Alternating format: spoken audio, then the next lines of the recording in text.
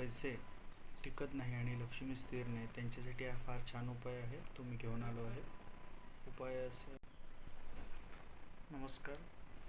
ज्यांच्याकडे घरात लक्ष्मी स्थिर नाही आहे आणि घरात पैसा टिकत नाही, की त्यांच्यासाठी हा फारच छान आणि सोपा उपाय आहे. आपले तांदळाचे 11 तुकडे घ्यायचे आहेत.